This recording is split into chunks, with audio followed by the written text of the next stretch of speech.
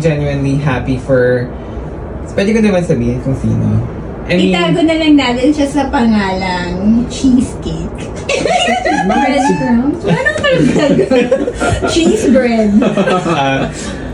Si cheese bread kasi, nung nagkukwento siya about the breadcrumber, I was genuinely happy for him.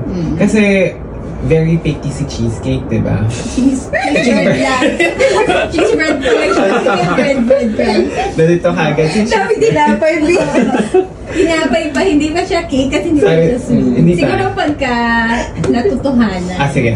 Si cheese bread. Ayan, si cheese bread. Pangalanan nyo na. Puro pa kayo wala naman na. Okay na. Pangalanan nyo na. Puro pa kayo pa So si Per.